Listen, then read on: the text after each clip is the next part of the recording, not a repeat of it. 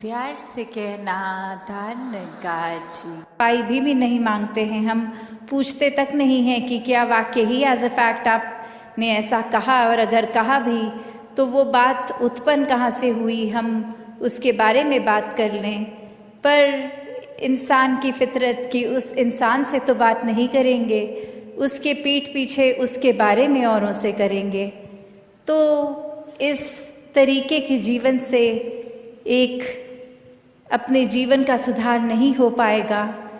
जैसे एक शायर ने भी बहुत खूबसूरती से लिखा कि गलत फहमियों से भी ख़त्म हो जाते हैं रिश्ते, गलती हमेशा कसूर की नहीं होती।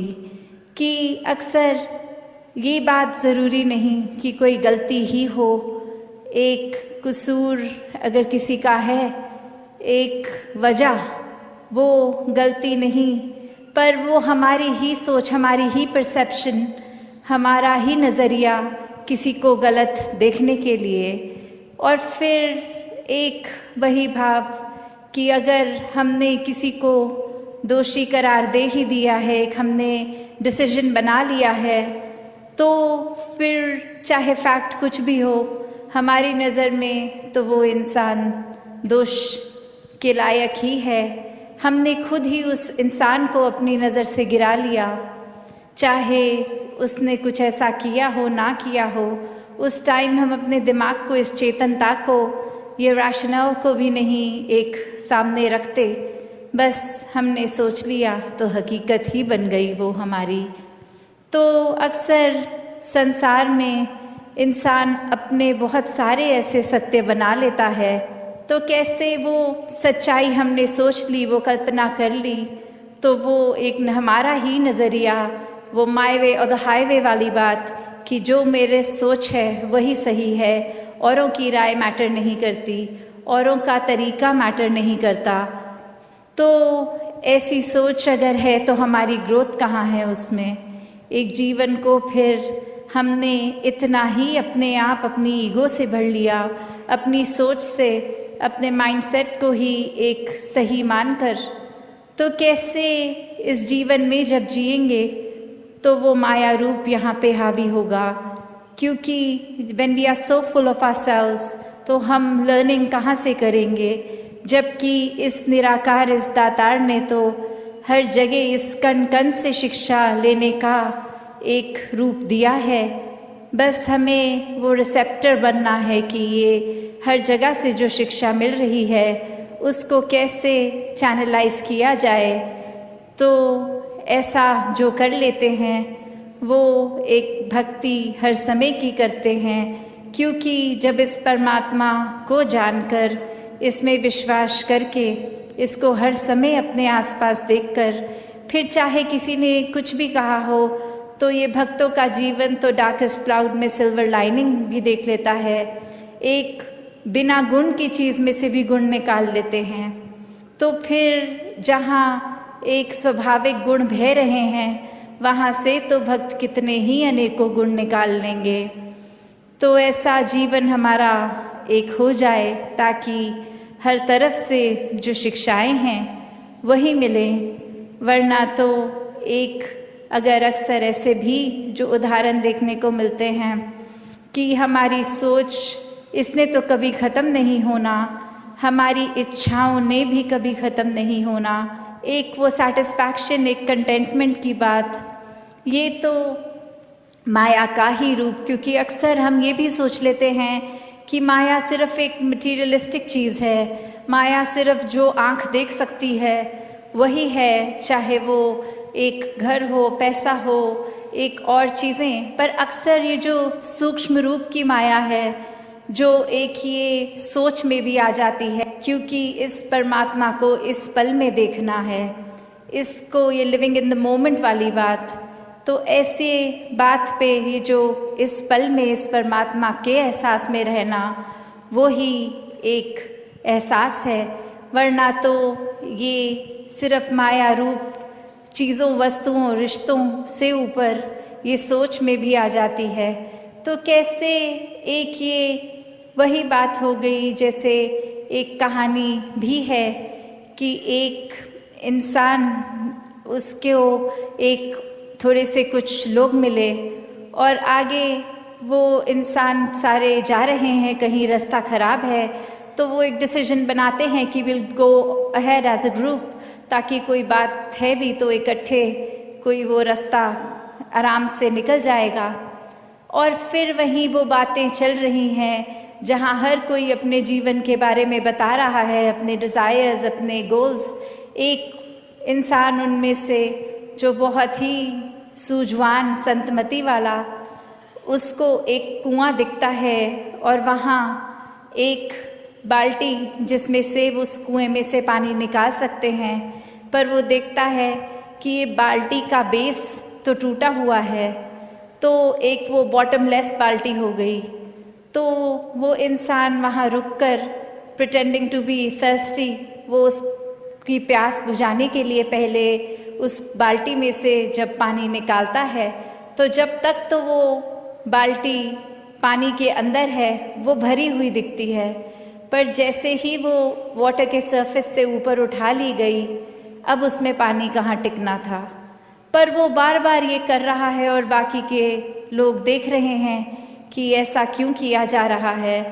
और वो कह रहा है कि नहीं, अब मैंने ये ठान ली है बात कि जब तक ये बाल्टी को भर के मैं इसमें से पानी नहीं निकालूंगा तब तक घर नहीं जाऊंगा। तो अब ये फूलिशनेस साउंड कर रही है बाकी आसपास वालों को, और वो कह रहे हैं कि ये पॉसिबल ही नहीं है, आपने ऐसा एक गोल क्यों बनाया है जो अचीव ही नहीं हो सकता। तो और ऐसा करोगे तो हम सब तो आगे निकलेंगे, आप अकेले ही यहाँ रह जाओगे। तो बात वो समझाने की उनको फिर यही कहता है कि शुक्र है you bought this point up, क्योंकि हम सबको पता है ये बॉटमलेस बकेट है, इसको भरा नहीं जा सकता। तो हमारी सोच, हमारा मन भी ऐसा ही बॉटमलेस है।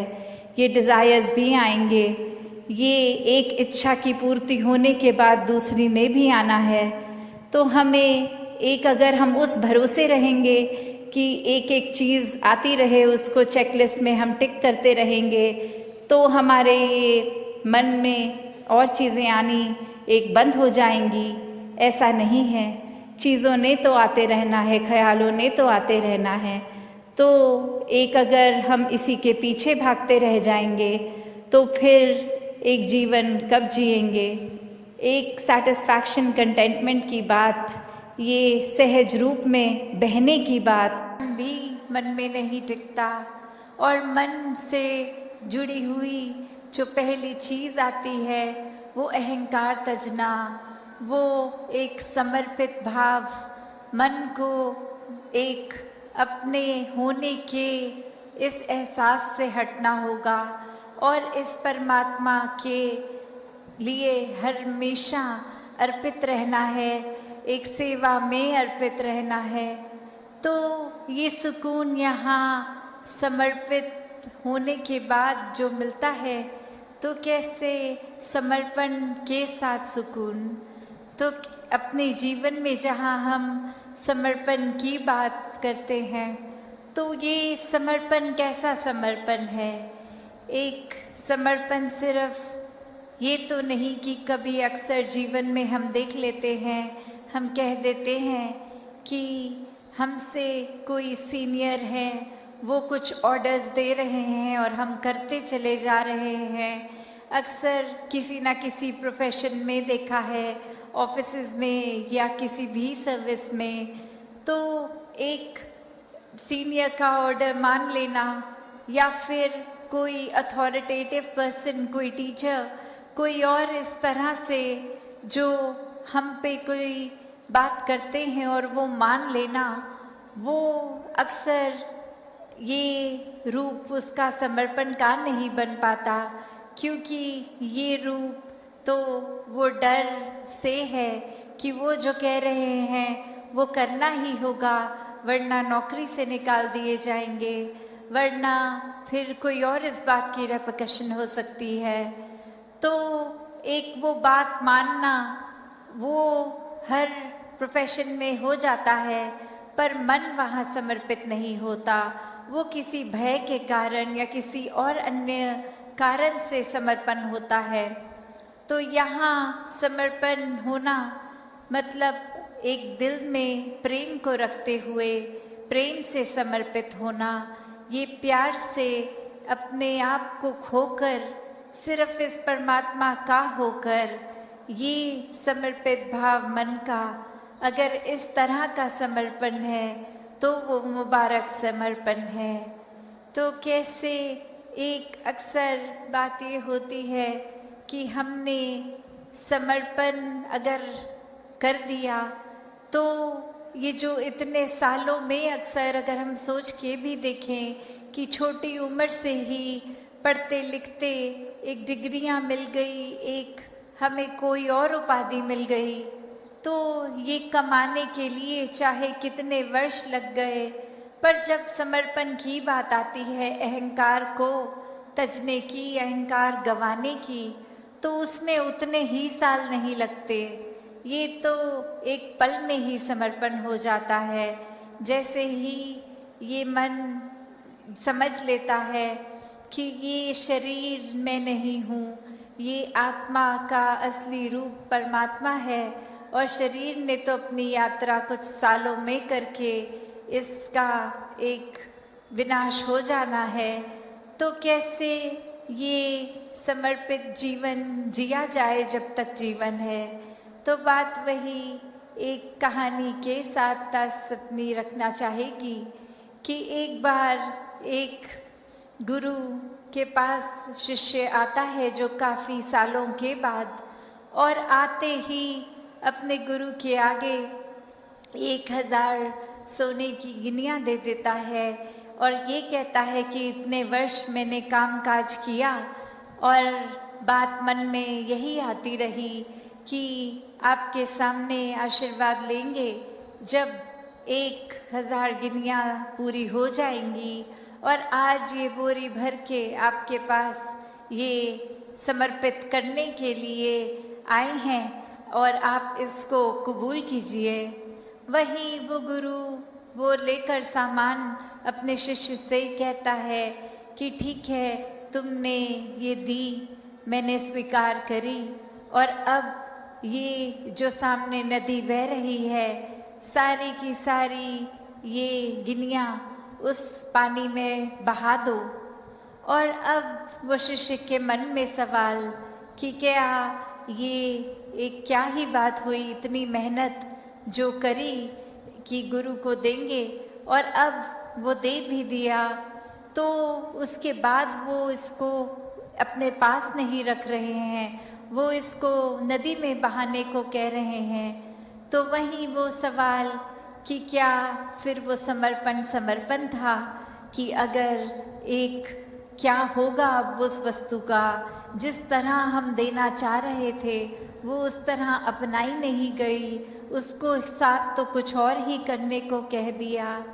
तो वही ये ख्याल जहाँ उस शिष्य को आया और फिर वो अपने मन पे किसी तरह काबू करके, क्योंकि अब गुरु ने कहा था तो वो फॉलो करने के लिए किसी भी सोच विचार के साथ चला तो गया नदी किनारे कि ठीक है, अब कहा है तो ऐसा ही करना होगा। और वहीं काफ़ी देर हो गई और अब गुरु भी इंतज़ार कर रहा है कि ये इतनी देर से लौट के नहीं आया, इतनी देर क्यों लग रही है वो उसको वो सिक्के नदी में बहाने के लिए। तो फिर वो गुरु ही खुद उस नदी किनारे जाते हैं और क्या देखते हैं कि वो शिष्य एक एक करके सिक्के को फेंक रहा है, जिसकी वजह से वो बहुत ही देर लग रही है। वो एक बात फिर गुरु समझाते हैं कि ये समर्पण करना है तो इतनी देर क्यों लग रही है, समर्पण तो एक साथ ही किया जा सकता है, पूरी की बोरी को एक साथ ही नदी में बहाया जा सकता था, तो एक एक करके क्यों, इतनी देर लगा के क्यों। तो ये कहानी में तो ये मन की अवस्था ही है कि हम किस तरह एक अपने मन को इस तरह मान लेते हैं कि कोई अटैचमेंट हो गई, कोई और कारण से अगर ये लगा कि कुछ वस्तुएं इकट्ठी हो गई हैं, कोई उपाधियां मिल गई हैं, या कहीं अपने मोहल्ले में, अपने दायरे में बहुत नाम कमा लिया है, एक हमारा कुछ औहदा, कुछ रिस्पेक्ट बन गई है, एक तरह के हम सेलिब्रिटी बन गए हैं, कुछ 2-4 लोग हमें जान गए हैं, तो ये एक इम्पॉर्टेंट होने का अहंकार या कोई और तरह का अहंकार ये मन में घर कर लेता है। तो ये सारी चीज़ें सिर्फ इस्तेमाल के लिए आती है कि शायद किसी से कुछ क्लैरिटी रूप पूछना है, कुछ और मन के भाव, तो वो एक ये प्लेटफॉर्म, एक क्योंकि जो यूथ है वो कैसे आगे मिशन को भी लेके जाना है जहाँ, तो खुद को पहले पूर्णता से इसके साथ या आइडियोलॉजी के साथ अलाइन करके फिर ही आगे वो संदेश भी पहुंचाने के लिए संभव होगा। तो वो बात जैसे अभी एड्रेस भी हुआ, वो बात की एक मन की क्लैरिटी हो, पर ऐसा भी नहीं कि सिर्फ सवाल पूछने के लिए पूछा जाए। एक वाक्य ही अगर वो मन में कुछ सफाई है, कुछ चाहिए स्पष्ट होना, तो वो बात जहाँ, और अगर हम वो बात अपने जीवन में भी देखें, इन जनरल कोई भी वजह से किसी ने किसी के बारे में हमें ऐसे कहा कि एक व्यक्ति विशेष ने आपके लिए ऐसा सोच रखी, तो हम 1 मिनट में भी मान जाते हैं वो बात। फिर हम अपना ओपिनियन उस इंसान के लिए वैसा ही बना लेते हैं कि ये जो बात सुनी है ये ऐसा ही हुआ होगा, और हम कभी उस इंसान से फिर वो सफाई भी नहीं मांगते हैं। हम पूछते तक नहीं हैं कि क्या वाकई ही एज अ फैक्ट आपने ऐसा कहा, और अगर कहा भी तो वो बात उत्पन्न कहाँ से हुई, हम उसके बारे में बात कर लें। पर इंसान की फितरत की उस इंसान से तो बात नहीं करेंगे, उसके पीठ पीछे उसके बारे में औरों से करेंगे। तो इस तरीके के जीवन से एक अपने जीवन का सुधार नहीं हो पाएगा।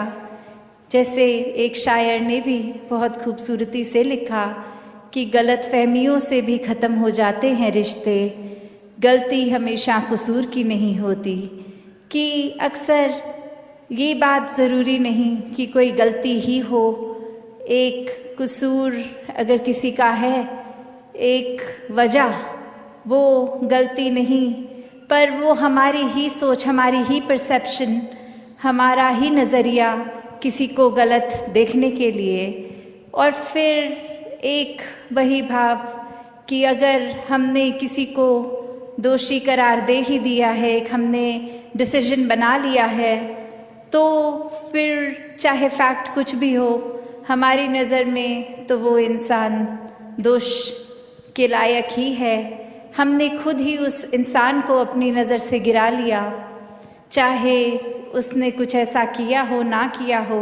उस टाइम हम अपने दिमाग को, इस चेतनता को, ये रैशनल को भी नहीं एक सामने रखते, बस हमने सोच लिया तो हकीकत ही बन गई वो हमारी। तो अक्सर संसार में इंसान अपने बहुत सारे ऐसे सत्य बना लेता है, तो कैसे वो सच्चाई हमने सोच ली, वो कल्पना कर ली, तो वो एक हमारा ही नज़रिया, वो माय वे और द हाईवे वाली बात कि जो मेरे सोच है वही सही है, औरों की राय मैटर नहीं करती, औरों का तरीका मैटर नहीं करता। तो ऐसी सोच अगर है तो हमारी ग्रोथ कहाँ है उसमें? एक जीवन को फिर हमने इतना ही अपने आप, अपनी ईगो से भर लिया, अपनी सोच से, अपने माइंडसेट को ही एक सही मानकर। तो कैसे इस जीवन में जब जिएंगे तो वो माया रूप यहाँ पे हावी होगा, क्योंकि when we are so full of ourselves, तो हम लर्निंग कहाँ से करेंगे, जबकि इस निराकार, इस दातार ने तो हर जगह इस कण कण से शिक्षा लेने का एक रूप दिया है। बस हमें वो रिसेप्टर बनना है कि ये हर जगह से जो शिक्षा मिल रही है उसको कैसे चैनलाइज किया जाए। तो ऐसा जो कर लेते हैं वो एक भक्ति हर समय की करते हैं क्योंकि जब इस परमात्मा को जानकर, इसमें विश्वास करके, इसको हर समय अपने आसपास देखकर, फिर चाहे किसी ने कुछ भी कहा हो, तो ये भक्तों का जीवन तो डार्केस्ट क्लाउड में सिल्वर लाइनिंग भी देख लेता है। एक बिना गुण की चीज़ में से भी गुण निकाल लेते हैं। तो फिर जहाँ एक स्वाभाविक गुण बह रहे हैं, वहाँ से तो भक्त कितने ही अनेकों गुण निकाल लेंगे। तो ऐसा जीवन हमारा एक हो जाए, ताकि हर तरफ से जो शिक्षाएं हैं वही मिलें। वरना तो एक अगर अक्सर ऐसे भी जो उदाहरण देखने को मिलते हैं कि हमारी सोच, इसने तो कभी ख़त्म नहीं होना, हमारी इच्छाओं ने भी कभी ख़त्म नहीं होना, एक वो सेटिस्फैक्शन, एक कंटेंटमेंट की बात, ये तो माया का ही रूप। क्योंकि अक्सर हम ये भी सोच लेते हैं कि माया सिर्फ एक मटीरियलिस्टिक चीज़ है, माया सिर्फ जो आँख देख सकती है वही है, चाहे वो एक घर हो, पैसा हो, एक और चीज़ें। पर अक्सर ये जो सूक्ष्म रूप की माया है, जो एक ये सोच में भी आ जाती है, क्योंकि इस परमात्मा को इस पल में देखना है, इसको ये लिविंग इन द मोमेंट वाली बात। तो ऐसे बात पे ये जो इस पल में इस परमात्मा के एहसास में रहना, वो ही एक एहसास है। वरना तो ये सिर्फ माया रूप चीज़ों, वस्तुओं, रिश्तों से ऊपर ये सोच में भी आ जाती है।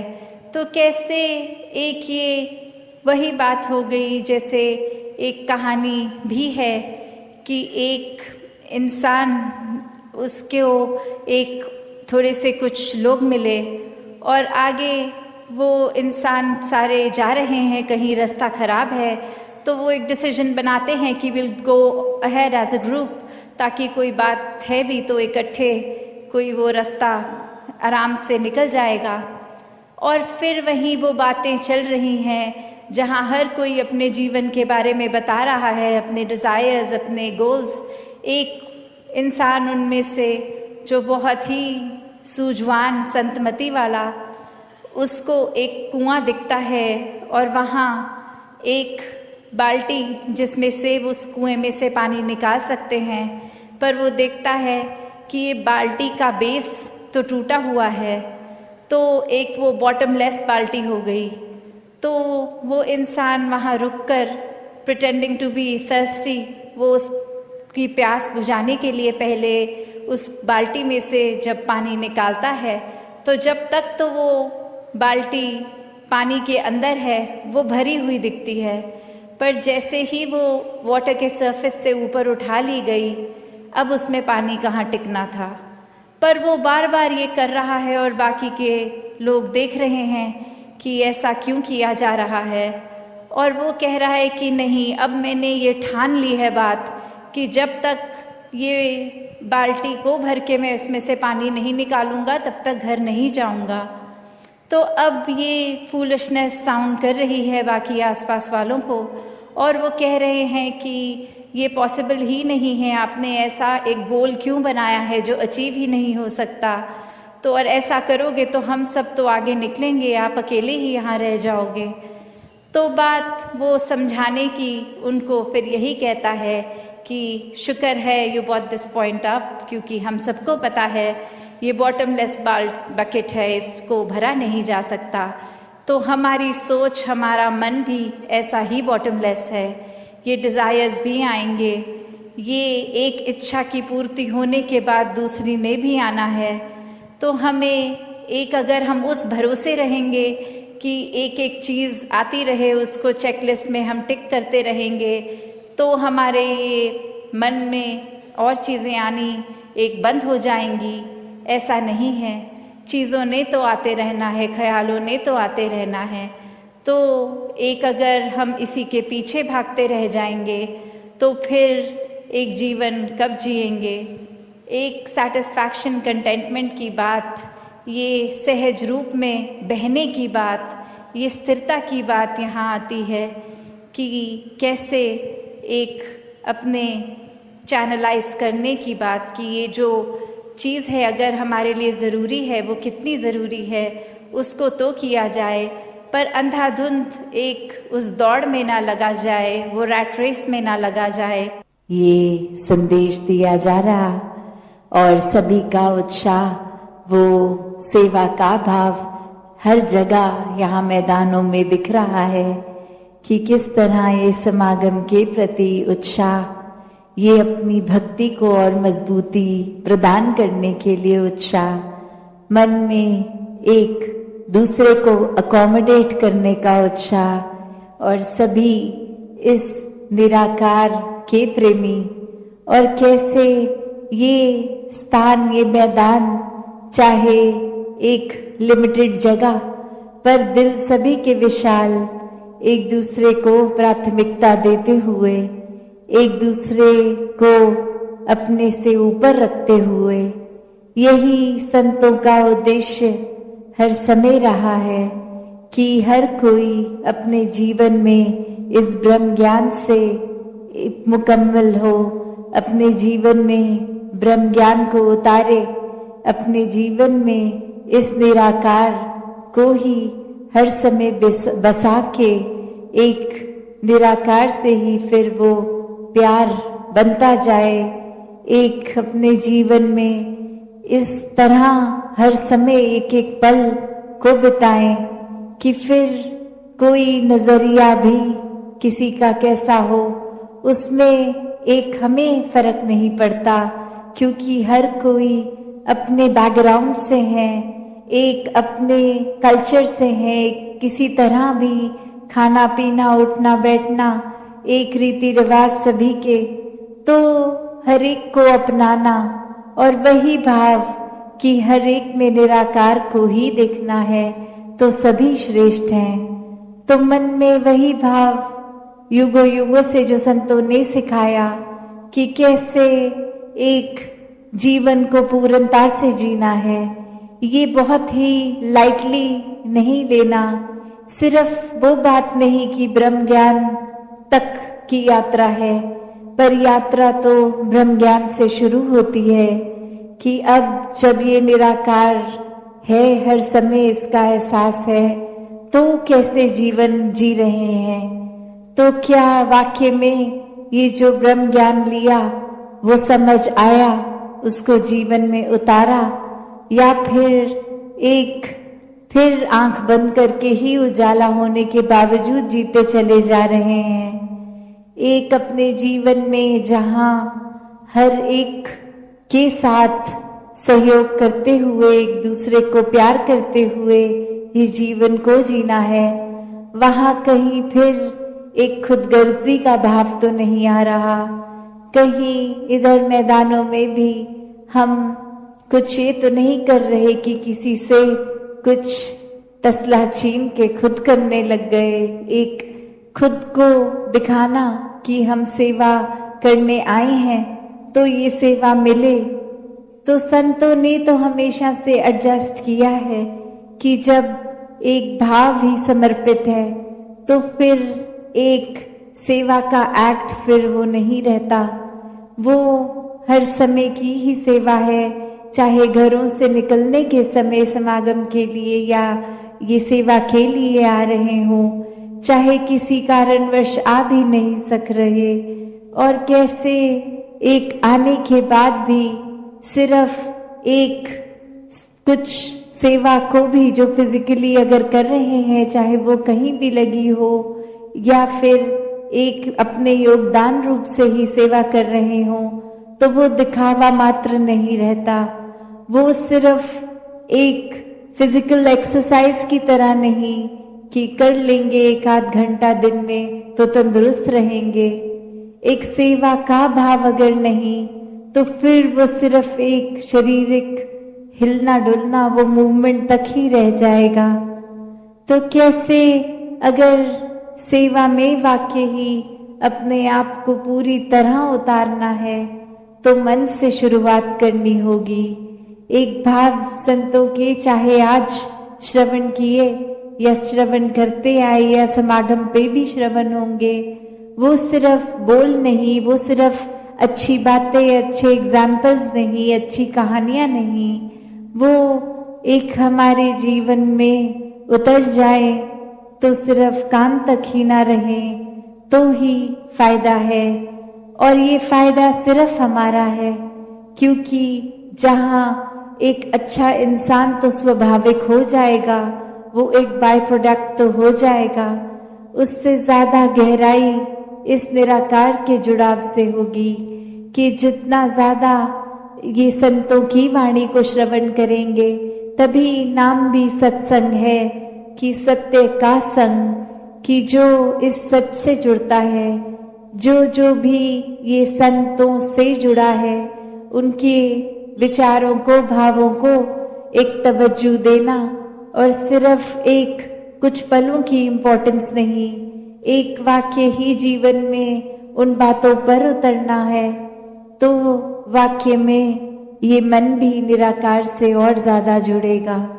तो किस तरह संतों ने हर समय, चाहे कोई भी युग हो, एक जहां ब्रह्म ज्ञान इस निराकार को महत्वता दी है, एक निराकार से जुड़ने के बाद इंसानियत एक स्वाभाविक रूप ले लेना, इस इंसान में वो गुणों को महत्वता दी है, वहीं साथ में जिक्र हर समय किसी ना किसी तरह से सेवा, सुमिरन और सत्संग का ही आता है। और वो यही भाव कि सुमिरन जहाँ एक वो हमें कन्वीनियंस है कि 24 घंटे करा जा सकता है, किसी भी पल, एक किसी भी परिस्थिति में, सिर्फ ये मन का असली रूप में निराकार से जुड़ना हो, वो सिर्फ शब्दों तक ही वो 3 वाक्य की तरह ना करें। एक अरदास हर समय भक्त की इस निराकार से जुड़ाव के बाद वो सिमरन रूप हमेशा का, जहाँ सेवा भी एक कुछ लिमिटेड घंटों की नहीं, एक हर समय की, कहीं भी हो, घर में, बाहर, सत्संग में, एक स्कूल में, अपने ऑफिसेज में, कहीं पे भी हो, तो वो भाव भी सेवा का एक प्राथमिकता बनते हुए बहुत ही श्रेष्ठ भाव।